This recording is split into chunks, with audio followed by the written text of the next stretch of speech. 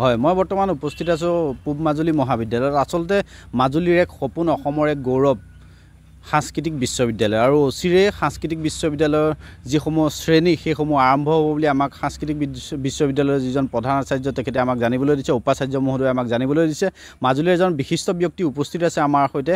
আমি তেখেতৰ পৰা জানিবলৈ চেষ্টা কৰিম আচলতে মাজুলীৰ যি গৌৰৱ, আচলতে অসমৰ যি গৌৰৱ সাংস্কৃতিক বিশ্ববিদ্যালয় প্ৰথমখন, আৰু এই সম্পৰ্কত তেখেতে কি মত প্ৰকাশ কৰিব। ছাৰ, যিহেতু স্বাগতম জনাইছোঁ ঈশান নিউজলৈ। আৰু কি ক'ব, যিহেতু অচিৰে আৰম্ভ হ'ব সাংস্কৃতিক বিশ্ববিদ্যালয়ৰ যিসমূহ পাঠদান সেইসমূহ আৰম্ভ হ'ব, কি ক'ব?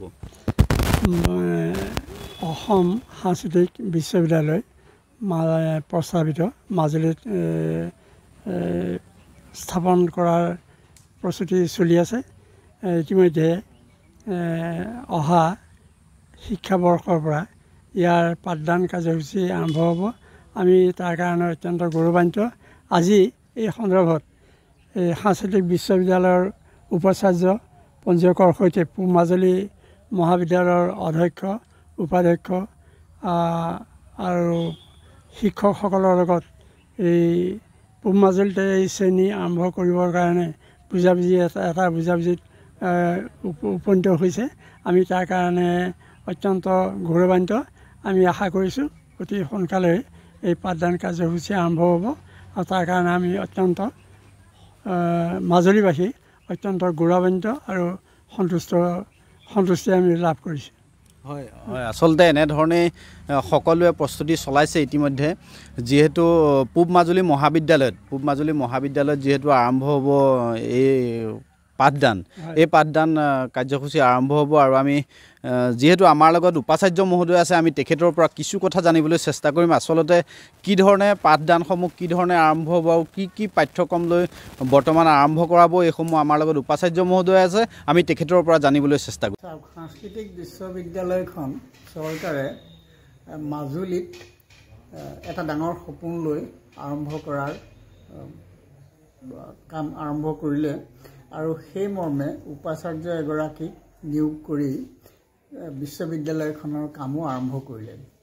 কিন্তু মাজুলী এখন ঠাই হিচাপে ইয়াত আমি যিহেতুকে কোনো এখন মহাবিদ্যালয় বা কোনোবা এটা অনুষ্ঠানক কেন্দ্ৰ কৰি আমি বিশ্ববিদ্যালয়খন আৰম্ভ কৰিব পৰা নাই, বা এই বিশ্ববিদ্যালয়খন আৰম্ভ কৰিবৰ কাৰণে কোনো ঘৰ দুৱাৰ বা ইনফ্ৰাষ্ট্ৰাকচাৰ আগতে তৈয়াৰ কৰি লোৱা হোৱা নাই। স্বাভাৱিকতে এই বিশ্ববিদ্যালয়খনৰ আৰম্ভণিটো হৈছে এক প্ৰকাৰ একো নোহোৱা অৱস্থাৰ পৰা। ভাইচ চেঞ্চেলাৰজন এপইণ্টমেণ্ট দিয়াৰ পিছত মই যেতিয়া আহি জইন কৰিলোঁ, তেতিয়া এই বিশ্ববিদ্যালয়খনৰ অৱস্থিতিটো মানুহক দেখাবৰ কাৰণেই আমি ব্লক ডেভেলপমেণ্ট অফিচ কমলাবাৰীৰ পৰা এটা তেওঁলোকৰ ব্যৱহাৰ নোহোৱা ঘৰ আমি লৈ পেলাই সেইটো ৰিন'ভেট কৰি তাতে আমাৰ অফিচটো আৰম্ভ কৰিলোঁ। আৰু চৰকাৰে ইনচাৰ্জ হিচাপে মাজুলী জিলা প্ৰশাসনৰ পৰা এজন বিষয়াক আমাৰ ৰেজিষ্ট্ৰাৰ হিচাপে কাম কৰিবলৈ নিযুক্তি দিলে।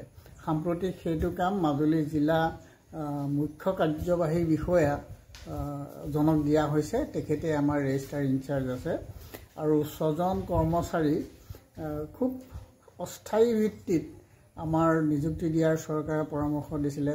আমি সেইধৰণে কাম কৰিছিলোঁ, তেনেকৈ আমি চলি আছোঁ। এতিয়া ইতিমধ্যে এবছৰ পাৰ হৈ 1.5 বছৰ প্ৰায় হৈছে। আমি ভাবিছোঁ যে বিশ্ববিদ্যালয়খনৰ এটা একাডেমিক কাম কাজ আৰম্ভ কৰিব লাগে, কিন্তু সমস্যা হ'ল যে আমাৰ কাম কাজ কৰিবৰ কাৰণে এতিয়াও কোনো বিল্ডিং বা এতিয়াও কোনো আমাৰ শিক্ষক শিক্ষয়িত্ৰী নিযুক্তি হোৱা নাই। স্বাভাৱিকতে এফালে আমি আৰম্ভ কৰিব লাগে, আৰু আনফালে আমাৰ এই অত্যাৱশ্যকীয় যিখিনি লাগে সেইখিনি আমাৰ হোৱা নাই।